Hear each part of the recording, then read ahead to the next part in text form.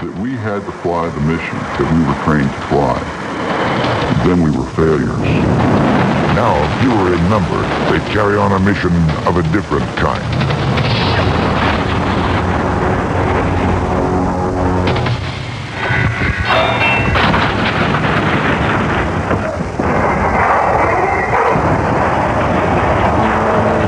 Their constant vigil ended.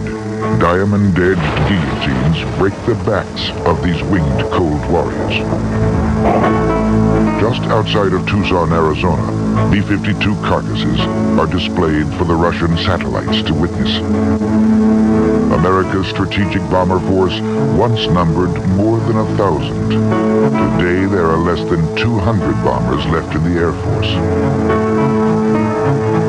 Nearly 70 of these are the surviving B-52s. Around 100 more are the newer B-1Bs.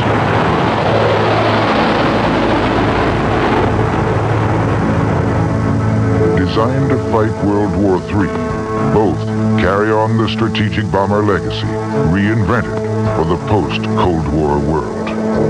Right now, a B-1 on the deck, scared and running, is arguably the fastest airplane in the world down low. Anything that might see it is going to have to get down on the deck and chase it, and that's going to be a very difficult thing. It's probably the largest roller coaster ride that anyone could probably ever go on. I get to do it for free. Not too long ago, its sole mission was to carry up to 24 nuclear bombs to the heart of Mother Russia.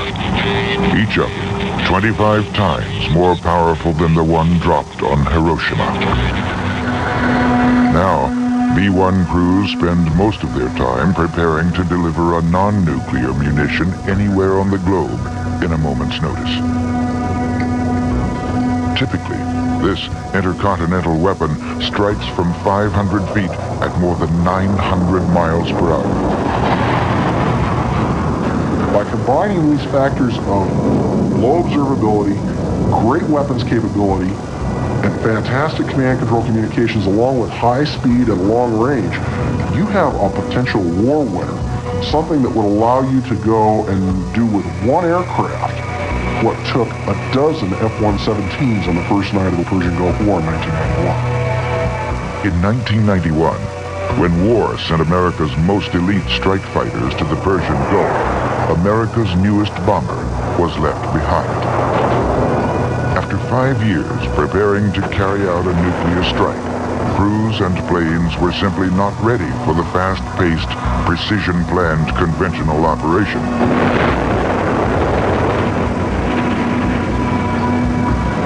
Critics used its absence in the Gulf to prove the machine a flying waste of taxpayer money. They said that this nuclear bomber, an ineffective product of 1970s technology, just didn't fit in the post-Cold War world.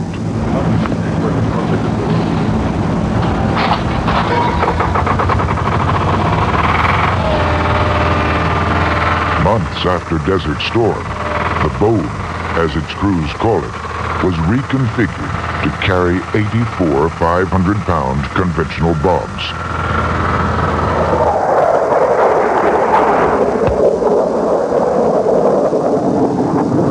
We were trying to hit things down to single digits. We had practically something to prove. The B-1 was capable of bombing in a real small accuracy. They're now part of the rest of the force. Being nuclear always has meant that you're carved off and you're put in a corner and you're somehow different or special. And being different and special is not always a good thing in the military. Now, bomber crews, they get to go and play with the fighter guys and the electronic warfare guys. Okay, good morning, crews. This is the pre-brief for tomorrow's sorties. We'll go through the... They're going to destroy something and they can come home and maybe feel a little better about it. They get to be part of the team for the first time.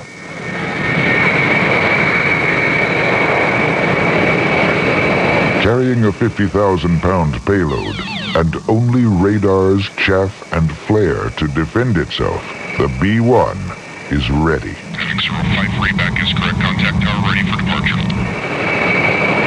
55 clear for takeoff. Departure frequency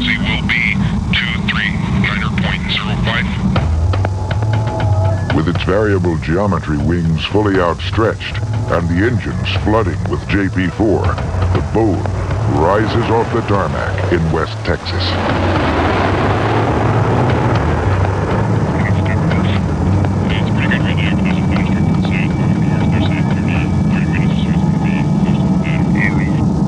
Moments after launch, the B-1 takes on nearly 200,000 pounds of fuel from a waiting tanker.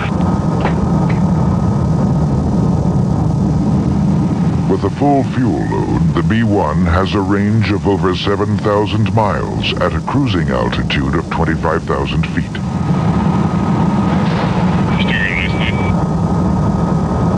Aerial refueling means it can sustain flight for as long as the four-person crew can last in the cockpit.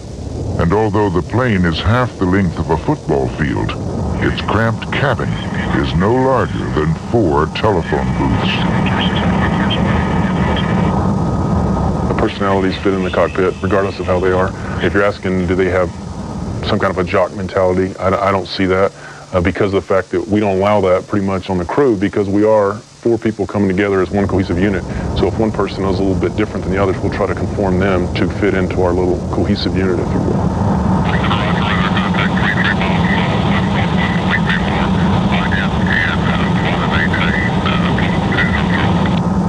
The pilot and co-pilot sit up front.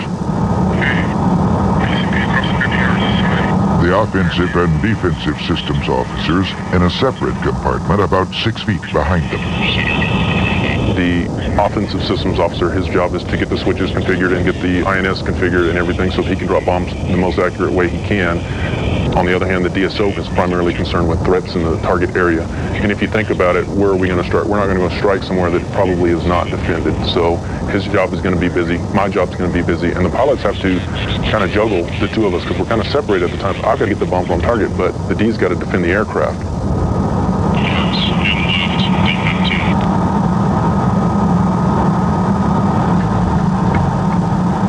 The B-1's payload is meant to strike at the very heart of the enemy's war machine. Munitions factories, command centers, bunkers. Targets typically located deep behind enemy lines. Usually if we go into a target area, the target area is going to be saturated, not only ground threats, but air-to-air threats.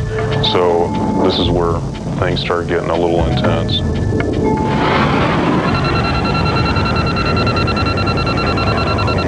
This is the warning that an enemy aircraft has been spotted 25 miles away on the defensive system officer's screen.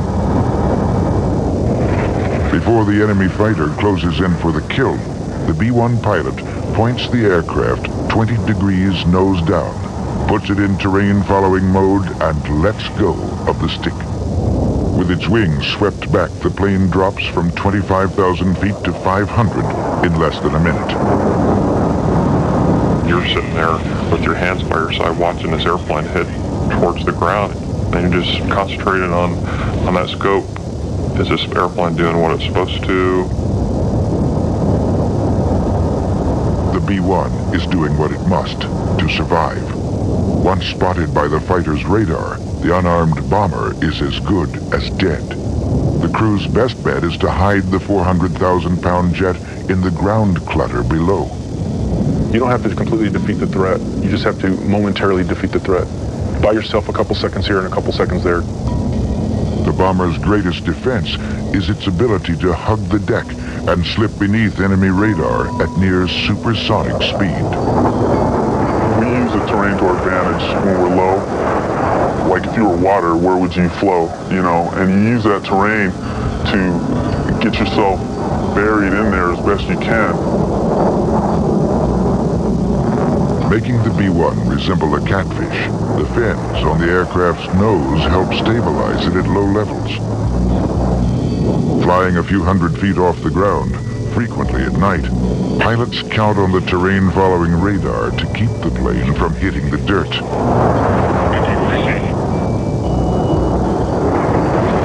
However critical to survival, radar sensors can also give away the bone's position. Once in the battle area, B-1 crews turn off any unnecessary electronics to reduce its footprint. plane's unguided iron bombs are little changed from those used by World War II airmen, but the systems used to aim them are. Here, the offensive radar takes over. The Navigator Bombardier uses a radar-generated map to guide the pilots to the target. I'm talking what kind of base you got? Just left of center at about 90. Because the B-1 travels faster than the human eye can focus a bomb site, the Bombardier relies on a computer to release the bombs at the right place and time. If I drop this bomb right now, where will it go? And if it says I'm not going to get any closer than right now, then it'll go ahead and release. So the system is constantly updating itself at a very fast rate. Hitting the bullseye means calculating wind direction, speed, and timing perfectly. Seconds too late or too soon, and their payload can sail hundreds of feet off target. In just 3 seconds, the plane releases 84 bombs in a perfect line. Shack, 0-0. Center bomb on the target. Probably 1% of the time, maybe, the shack occurs. I call it luck, but that's what we all want to get. That's what we strive for, and that's what we train for. But for many B-1 crews, close is good enough.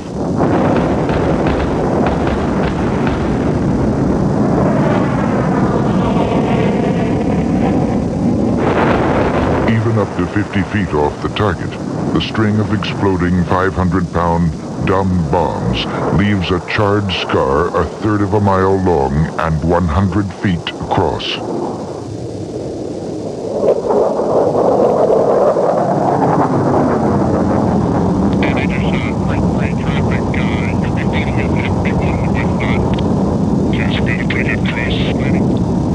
After 4 hours in the cockpit, the pilots return to a 10-knot crosswind on the runway.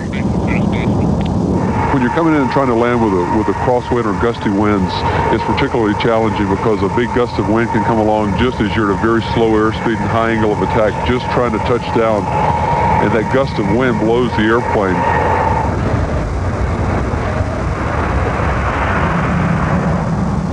For the men and women at Dyess Air Force Base, today's mission was a typical day at the office. This wasn't always the case.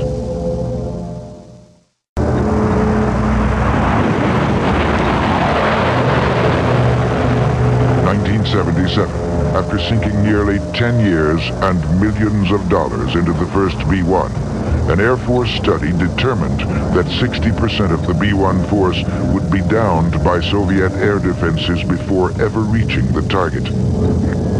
Lead tankers rolled out heading 245 on speed.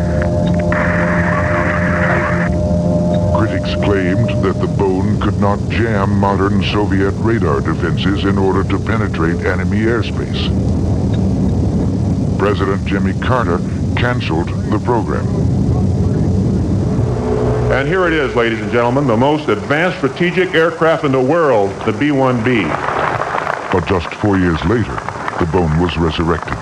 Some say that by 1981, the $20 billion bomber program fit well into the Reagan administration's effort to spend the USSR into oblivion. Just as important, it was the only airplane available to replace America's aging strategic workhorse, the B-52 Stratofortress. Nearly 30 years old, the 52 was an elderly veteran that many said wouldn't survive the 80s.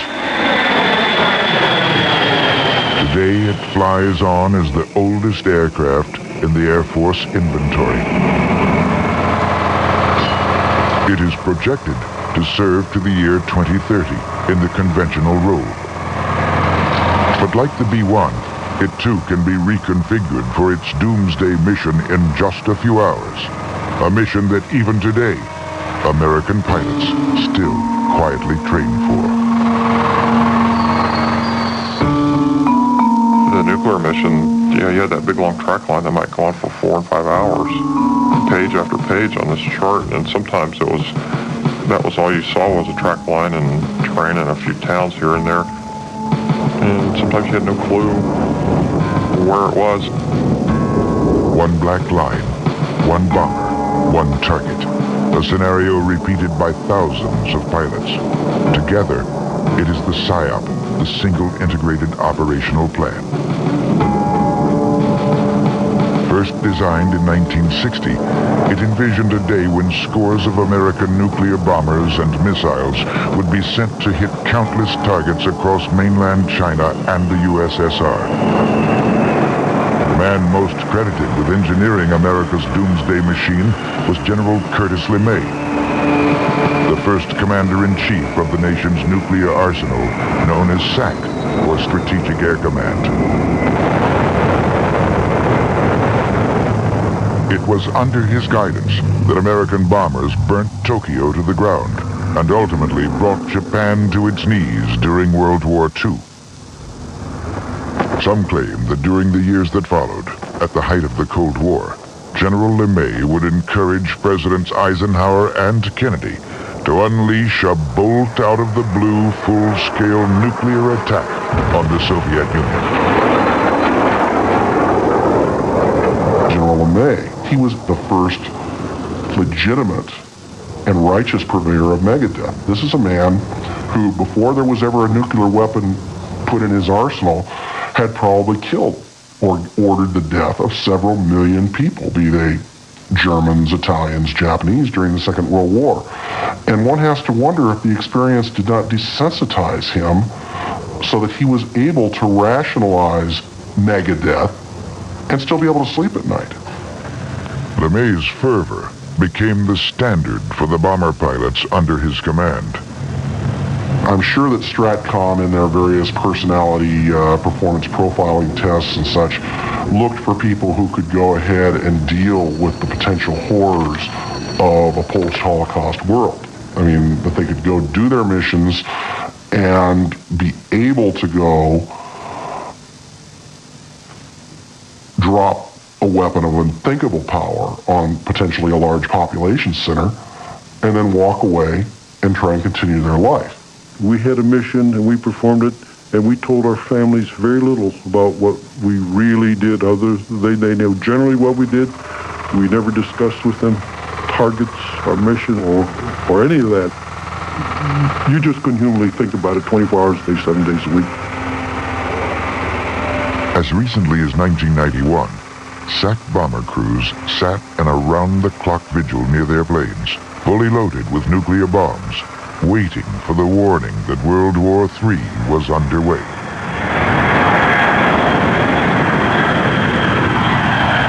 The idea was if Russian missiles did penetrate American airspace, all bombers had to be airborne in 15 minutes or be dead.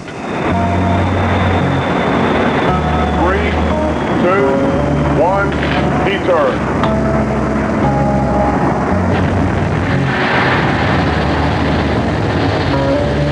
During the Cold War, the United States practiced redundancy. The first line of defense was the intercontinental ballistic missile, some carrying up to 10 nuclear warheads each. The next leg of the triad was the bomber force. No matter what the other side did, whether they launched a surprise attack against our missile sites, they would still have our airplanes to contend with. For 34 years, bomber crews sat alert in facilities like this one at Dyess Air Force Base. At one time, there were more than 100 such compounds. Major T.J. Smith spent nearly 2 years of his life here waiting for the klaxon to sound, the signal that Russian missiles were on their way. Crews lived underground for added protection in the event of a nuclear attack. This was my room for a good number of years, but you generally had one person per room. We had one airplane on alert, so we had 4 B-1 crew members. Now, B-1 crews practice the nuclear mission just once a month. The alert facility is surrounded by a 10-foot-high electric fence and microwave sensors. Probably the overwhelming thing that I remember the most about Alert was the security that went around it. Getting in and out of the area, just into the facility, in and out to your airplane. security was the utmost.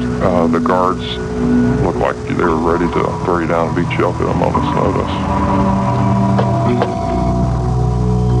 Then up this ramp, after the klaxon went off, we'd run out this way and head out to the parking spot where our airplane was located. Sensors were dug into the runway, and it was made an electronic field here. So if you broke the plane with this electronic field, then the security police would respond to the airplane. About once every alert tour, you'd have a jackrabbit or a dog would come out through here and break the sensor. And once that happened, the security police would come and respond, and then the crew would have to come out and check the airplane to make sure everything was okay. And it always happened between 2 to 4 in the morning. So we had some late nights every once in a while trying to calm everybody down. Planes also had to be hair trigger ready. We could place the aircraft into an alert configuration by running all the normal pre-flight systems checks, get them into a Code 1 status. At that time, we can take the APU switches, the auxiliary power unit switches, put them into the alert configuration along with the battery, raise the ladder up, and now the jet's going to be ready to respond. All we have to do is come down, hit the alert start, and the engines will be ready to start in about 30 seconds.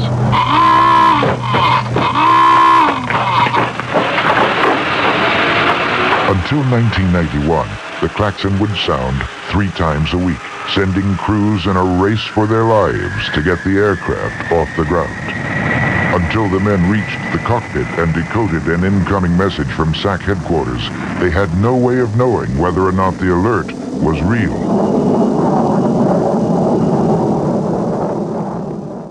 And left. That always concerned us. The plane that Lieutenant Ovidio Cognali depended on to carry him into World War III was a B-52D. Typically, it was loaded with 4 1-megaton bombs. Today's B-52 can carry up to 20 such bombs. Each more than 25 times the power of the 2 weapons that leveled Hiroshima and Nagasaki.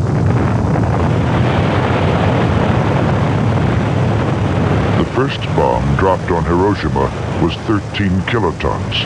The second dropped on Nagasaki a little over 20. Captain Kermit Behan, bombardier over Nagasaki, recalls his greatest moment. I suppose it was when the clouds opened up over the target at Nagasaki. The target was there pretty as a picture. I made the run, let the bomb go. That was my greatest thrill. Over 100,000 lives lost. Nearly 10 square miles of thriving cities turned into rubble. It's funny we say only 20 kilotons because, you know, when we drop those 2 weapons, we drop those on medium-sized, fairly crowded urban complexes in Japan. And we killed, on those 2 cities, maybe 150, 200,000 people if you include the secondary effects. Now that's with a pair of 20 kiloton devices. The average weapon that we run around with today is a 500 kiloton device. That is 25 times bigger than the one we dropped on Hiroshima and Nagasaki.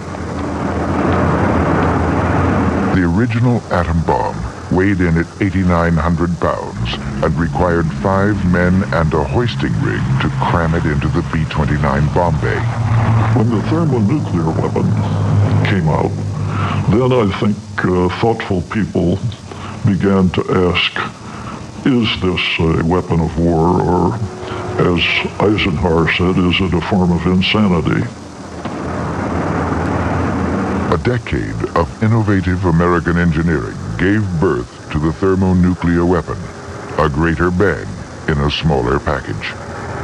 By 1960, this government effort to miniaturize megadeath paralleled another to convince American citizens that nuclear war is survivable.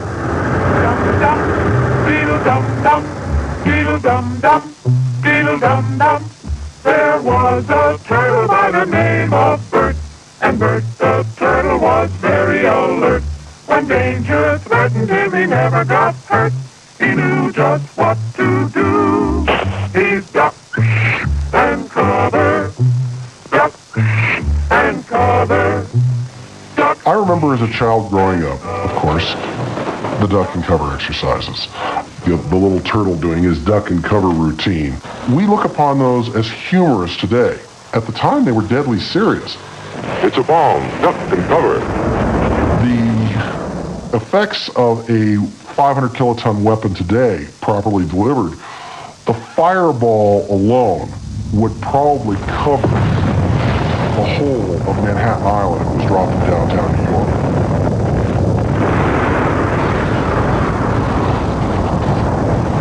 As American citizens practiced to save themselves from the pending shower of nuclear bombs and missiles, American pilots studied every town, hill, and bridge in the Soviet Union and Red China. For the bomber crew, nuclear war is not about how to survive it. It is about endless hours of study to guarantee that your enemy doesn't. In 1961, Bob Kramer was a SAC pilot at the helm of a B-47. But you only had one target. That target was your specialty. You knew that target like you knew the back of your hand. And most of the stuff, because we studied it so often, it was like knowing your kid. At the height of the Cold War, a worldwide launch of SAC bombers would have sent a total of 1,500 planes airborne, mostly B-47 Stratojets. By the late 1950s, the American bomber force was built around 1,000 of these shiny Boeing machines. The PSYOP called for several aircraft to hit the same target at precisely timed intervals. Ours was not going to be the only weapon on any one specific target. They had a redundancy factor built in. By the time I got to my target, for instance, it could have had 15 or 20 or 30 nuclear devices delivered on it. Let's have an interphone check. There was some question, because of the destruction that would be done to the target, that we could even find the target area once we got there. Strategic targets are defined as anything that is part of the enemy's war-making capability. As a crew dog, I was given the targets, but we were never told that we were doing a strike against populated areas just for the effect. They were military hardened targets is what we went after. Unfortunately, the military-industrial complexes are in population centers. I mean, look at the Pentagon, for instance. That's in a population center.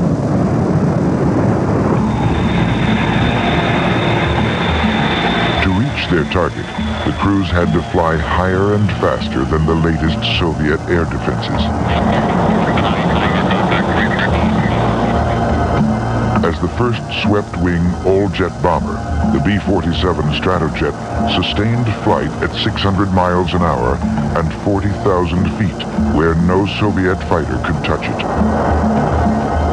Defying the stereotype that bombers are flying dump trucks, B-47 pilots even practiced a fighter-like tactic to guarantee a safe escape from the nuclear bomb blast and the almost seismic aftershock. A tactic that they used, which they called a LABS maneuver, and it stood for low altitude ballistic something or the other. The airplane actually came in at low level.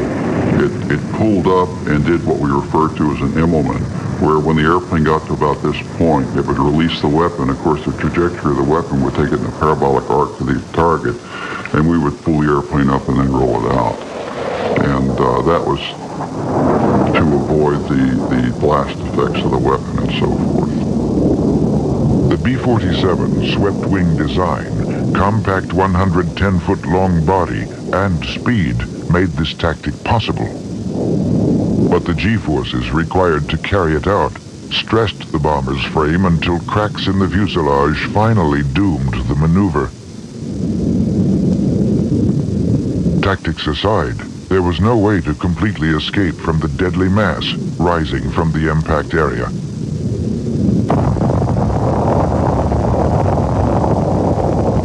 The mushroom cloud of a 1 megaton bomb reaches up 40,000 feet and can spread over an area of hundreds of square miles. Advanced techniques make it possible for these trained crews to fly through the cloud without harm, even to stay inside of it for a while, if they observe the precautions taught by experience. It was almost a standing joke. To begin with, you're flying in a nuclear and radioactive environment. The air conditioning in the airplane basically came from the engines. And we were taking in outside air. If the outside air is radioactive, it's coming into the airplane and into the pressurization system. Any aircraft that has been used for cloud sampling or cloud tracking operations will carry traces of radiological contamination. The Air Force has only recently developed a method of washing contaminated planes which makes them safe and ready for service within 24 hours. This is an airborne laboratory with a staff of doctors to test the effects of the bomb's initial light on the human eye. Out of this experiment will come considerable specific knowledge about protection. We wore an eye patch. So the co-pilot was not flying the airplane, had his peephole open. He covered one eye with an eye patch. I said, well, why? I said, well, if a weapon did go off, it would blind both your eyes. Well, in this case, it would only blind one eye. You see, so you say, well, I've been blinded in one eye. You just calmly took the patch, and and then of course you could take it off, so you had one eye left. Officially, SAC crews were told to make their way to safe areas in Turkey or North Africa after unloading their bombs. Privately, they believed that if the worst ever became a reality, theirs would be a one-way mission. Yes, we had safe areas. I don't know if we ever thought that we would get to those safe areas, or if that was something psychological that they told us, oh, if something happened, you get into these safe areas there, and there's going to be a McDonald's there, and somebody's going to be there to comfort you and that sort of thing. And that's why we started saying, well, we'll just land at some island and take the island over and just camp out for a couple years and, then just show up later in life. 3 or 4 years on alert and going through the same exercise over and over again. You just didn't think that much of it anymore until it came in 1962 to the Cuban crisis. Then we thought a lot. We were scared. I was. September 8th, 1962. A Soviet ship loaded with medium-range ballistic missiles arrives in communist Cuba, 90 miles away from U.S. shores. The missiles can annihilate Washington, D.C., New York, and most of the eastern seaboard in one strike. To Soviet Chairman Nikita Khrushchev, putting the many medium-range missiles within striking distance of the U.S. balances out the formidable American ICBM arsenal. American intercontinental ballistic missiles are far more numerous and reliable than their Soviet counterparts. Before the nation is informed, SAC leadership deploys nearly 700 bombers and their crews to the southeastern United States under the guise of a pre-planned exercise. The Navy amasses ships and men in Florida in what would be the largest amphibious invasion since World War II. Aboard his B-47, Lieutenant Bob Kramer and his crew move from Little Rock Air Base to Memphis Naval Air Station, part of an effort to disperse the force in the event of a Russian attack. A member of my crew called me and said, something's up. I'll be by to pick you up in 30 minutes. Everything was very hush-hush. We weren't allowed to call home. I had a question about the safety of my family, but I figured that this was going to be a one-way mission for me. I was never going to come back from it. The question in my mind at the time was, how many missiles could they put in there? How many targets could they strike? I guess I just had some big questions. I mean, we had missiles stationed in forward areas, targeted against the Russians. So, to me, it was more or less tit for tat. And I couldn't imagine anybody being foolish enough to use anything like that. To halt this offensive buildup, a strict quarantine on all offensive military equipment under shipment to Cuba is being initiated. All ships of any kind bound for Cuba, from whatever nation or port, where they're found to contain cargoes of offensive weapons, be turned back. It shall be the policy of this nation to regard any nuclear missile launched from Cuba against any nation in the Western Hemisphere as an attack by the Soviet Union on the United States, requiring a full retaliatory response upon the Soviet Union. The naval blockade is Kennedy's tripwire, and the penalty for crossing it is an airborne armada heading for far more than just the Soviet Union. The targets were already picked, and a large number were going to Russia, a large number were going to China, and a significant number was going to Eastern Europe, regardless of what precipitated the war. We had always been targeted in the USSR, and mainly military-industrial complexes in the USSR, and now we were targeted against Red China, which the ramification of that to me was that this is going to be an all-out thing. It's going to be a worldwide war. Well, you know, you take your opportunities. If you're going to have a major release of nuclear weapons somewhere in the world, and it's going to essentially be a free-fire zone, wouldn't it make sense that the Air Force leadership would go ahead and hit everybody they could who they felt was an enemy of the United States? I had a lot of anger centered around that because my opinion at the time was that President Kennedy had made a big mistake. That he was basically playing poker, you know, with the Russians, and we were the pawns. To plan his next move, the president authorizes U-2 flights over Cuba. October 27th, one plane is shot down, killing the pilot.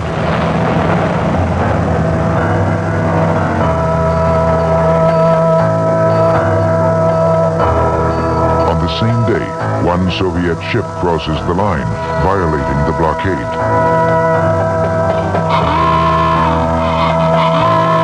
For the first time in history, SAC places the crews on DEFCON 2, just one level removed from actual war. I can remember being in the airplane early in the morning, 5:30, 6 o'clock in the morning, with weapons loaded. We were sitting in the airplane with a power cart hooked up to the airplane, ready to start the engines.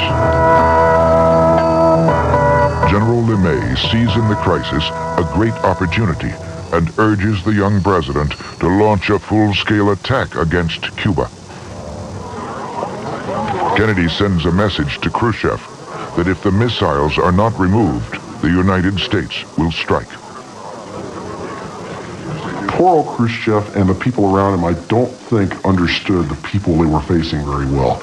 And I think it's apparent that they guessed wrong. 50 days after the missiles arrive, Khrushchev agrees to remove them. Realizing that a strike is now out of the question, General LeMay claims, "It is the greatest defeat in our history, Mr. President." We must have been there for, I'd say, probably 3 or 4 hours before the order came through to stand down. I didn't feel that what we were doing was the right thing, but at the same time, it was my job, and I was doing my job. And I believe to this day that very few people in this country realize how close we came at that time to total nuclear annihilation. In the wake of the crisis, Kennedy realizes that SAC leadership had had only one plan in place, a full-blown nuclear counterattack. So as McNamara says, hey, you aren't giving the president any options. And they changed it. But can you imagine? You know, if China does something aggressive with the U.S. and you happen to be sipping your coffee in Moscow looking at incoming ballistic missiles. I mean, insanity. For the remaining 29 years of the Cold War, the world would never again come so close to nuclear war.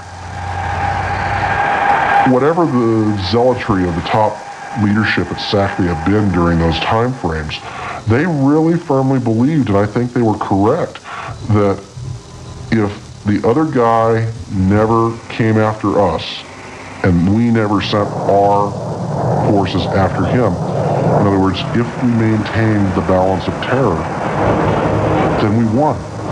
We went a half a century, which is unprecedented in man's history, without a major continental or worldwide conflict. And I would have to say, maybe a little grudgingly, they were right. Today, the shrinking arsenal of the post-Cold War era leaves the Air Force with 180 bombers. And some say this number hasn't dwindled far enough. As the United States and former Soviet Union struggle to undo 50 years of distrust and overkill, General Lee Butler, the last commander of Strategic Air Command, advocates total elimination of the arsenal he once controlled. Standing down nuclear arsenals requires only a fraction of the ingenuity and resources as were devoted to their creation. I could see for the first time the prospect of restoring a world free of the apocalyptic threat of nuclear weapons. And a world free of the threat of nuclear weapons is necessarily a world devoid of nuclear weapons. I'm like a lot of people who aren't all that comfortable giving up my nukes. You know, they keep me warm at night. I get a lot of assurance out of them. And yet, if I'm willing to back away and open my mind, those people, like General Butler and like General Horner, may be right. Maybe we need to go and actually get rid of these things and promote their elimination worldwide for the simple reason that they're not a usable weapon. And if anybody does, they're going to be a pariah around the world. We cannot uninvent the nuclear bomb. We cannot repeal E equals mc squared. The nuclear genie is out of the bottle, and it is illusory, I believe, to think that we can put it back in. Even with the threat of full-scale nuclear war vastly diminished, the winged leg of the triad has not completely shed its legacy. In a world of uncertainty, the flexibility of the bomber still holds a lot of appeal. I think the bombers will continue to have a role as long as we have these weapons. And the reason for that is that the bombers can be scrambled, they can be subject to recall. If American bomber crews were ever sent on the Doomsday mission, it is unlikely that the B-1 will carry them into nuclear battle. The adjustment of the Bones bomb bays to fit conventional munitions officially takes them out of the nuclear count. It is doubtful that hundreds of American bombers will darken the skies of their enemies, dropping indiscriminate nuclear loads on the cities below. Instead, they will uphold a new era that may change the nature of deterrence itself.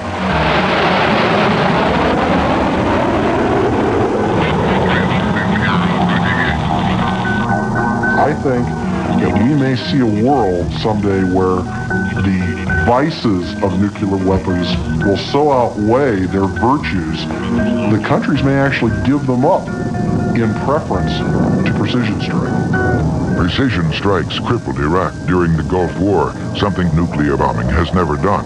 With new satellite-guided weapons called the JDAM, or Joint Direct Attack Munition, the B-1 will be able to achieve near precision by 1998. If you can target it, and you can target it with accuracy, you can hold it at risk, and that is a deterrence force.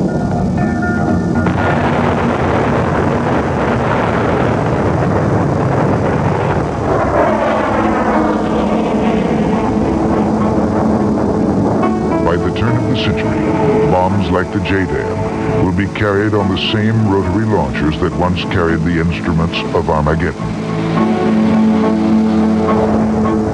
Given the choice, the B-1 crews at Dyess Air Force Base choose precision over plutonium any day. Good day to go fly.